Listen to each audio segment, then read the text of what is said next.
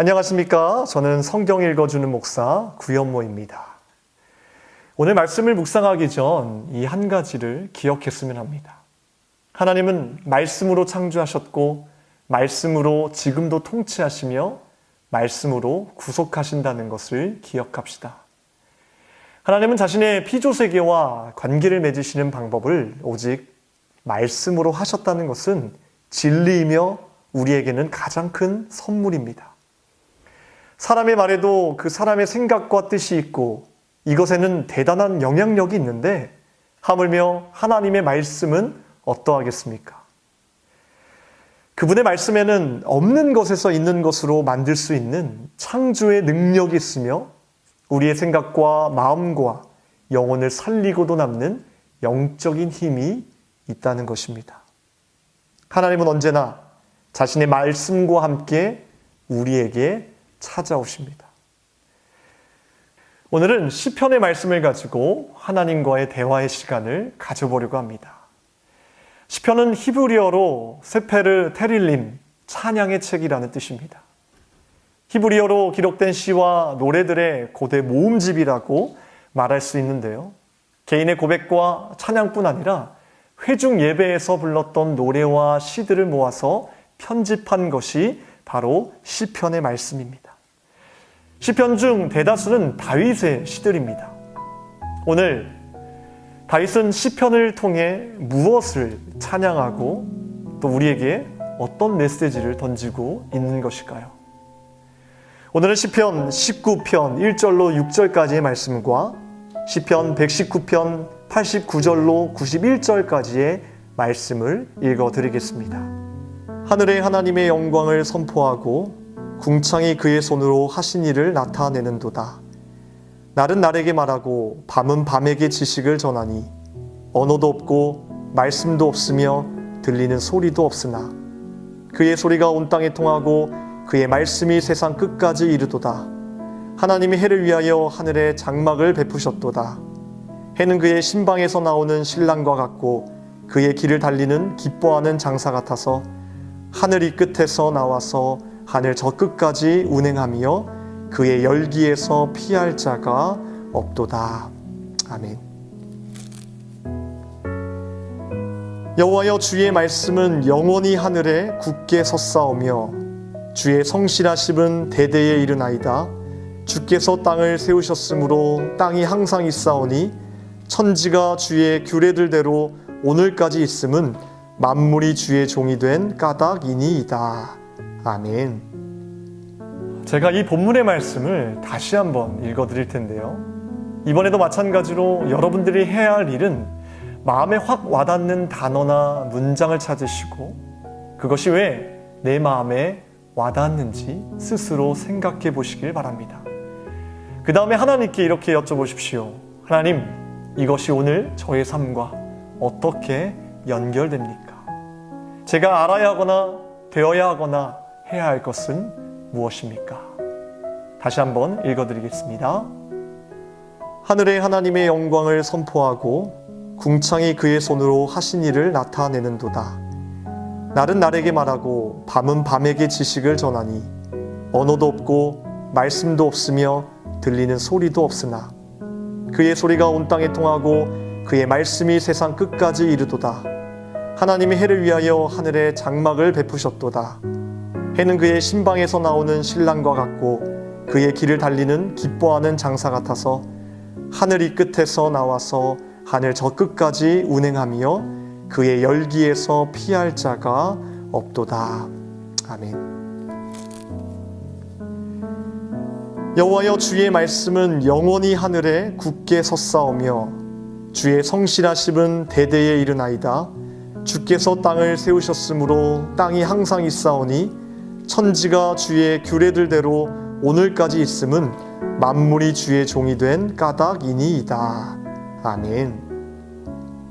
저는 오늘의 말씀을 통해 잊고 있었던 진리의 말씀을 다시 붙잡게 되었습니다. 그것은 바로 하나님께서 모든 만물을 창조하시는 첫 과정부터 지금까지 모든 만물을 지켜보시고 다스리시는 방식이 말씀이었다는 사실을 다시 붙잡게 되었습니다. 그리고 시편 119편 91절 말씀에서 천지가 그분의 말씀에 순종하면서 존재하고 있다는 말씀 앞에서 제 자신이 너무나 부끄럽게 느껴졌습니다. 천지가 주의 규례들대로 오늘까지 있음은 만물이 주의 종이 된 까닭이나이다. 사실 피조물 중에 가장 예술적이고 가장 아름다운 존재는 사람입니다. 하나님은 인간을 하나님의 형상대로 창조하셨다고 성경은 말합니다. 이것은 무엇을 의미합니까? 인간은 하나님의 생각과 마음을 알 수 있고 또 너무나도 쉽게 그분과의 관계 속에서 그분이 말씀하시는 대로 순종하면서 행복하게 살아갈 수 있는 존재가 바로 인간인데, 나는 과연 나보다 저급한 새들과 동물들과 식물들과 모든 자연 만물들이 하나님의 말씀에 대해 귀하게 생각하는 것보다 더 귀하게 생각하고 있을까? 정말 하나님의 말씀이 내 삶에 깊게 뿌리 박혀 있을까? 라는 질문 앞에, 그리고 자연 앞에 너무나 부끄러웠습니다. 이때 제 스스로가 이런 질문을 던지게 되었습니다. 자연에게는 없고 인간에게는 있는 것은 과연 무엇일까? 그때 하나님께서 깨닫게 하신 것은 인간에게만 있는 말에 집중하게 하셨습니다. 이것을 통해 하나님이 저에게 원하시는 삶은 이것이었습니다. 인간에게만 유일하게 허락한 이 말을 가지고 너의 삶을 하나님이 정말 원하시는 삶의 자리로 바꾸라는 것입니다. 현모야, 더 이상 세상의 말과 통치가 다스리는 곳이 아니라 오직 하나님의 말씀만이 효력을 얻는 곳으로 나아가 진정한 평안과 행복을 얻으라는 것입니다. 너의 말을, 너의 입술을 사용하라는 것입니다. 너의 입술을 열어 삶을 바꾸라는 하나님의 마음이었습니다. 하나님, 이것이 정말 가능합니까? 가능하다는 것입니다. 이유는 분명하죠. 우리가 바로 하나님의 형상으로 창조된 그분의 자녀이기 때문에 가능하다는 것입니다. 여러분들에게는 이러한 믿음이 있으십니까? 하나님의 말씀에 능력이 있다는 사실을 믿고 있습니까? 하나님이 주신 내 입술을 통해, 내 말을 통해 내 삶이 변화될 수 있다는 확신이 여러분들 가운데 있으십니까? 있다면 하나님이 원하시는 삶의 자리는 과연 어느 곳일까요? 잠시 모든 것을 멈추고 하나님께 여쭤보시기 바랍니다. 하나님, 내가 들어야 할 당신의 세미한 음성은 무엇입니까? 잠시 1분만 묵상 기도하시고 이어서 진행하도록 하겠습니다. 기도하겠습니다.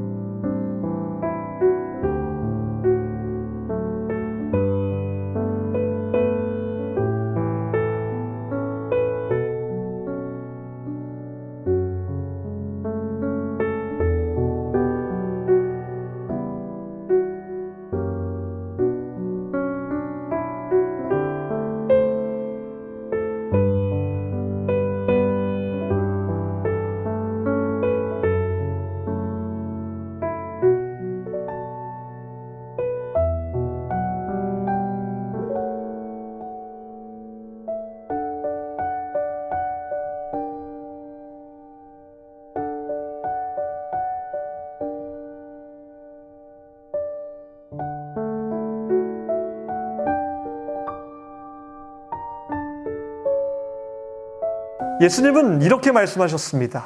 요한복음 6장 63절 말씀에 살리는 것은 영이니 육은 무익하니라. 내가 너희에게 이른 말은 영이요 생명이라. 할렐루야. 예수님도 말씀을 통해 자신을 주셨으며 그 말씀을 받아들인 이들에게는 하나님의 능력이 어느 정도 부여되었다는 사실을 우리 예수님은 말씀하고 있습니다. 물론 우리가 하나님처럼 계획이 있어라 라고 말할 수는 없을 것입니다.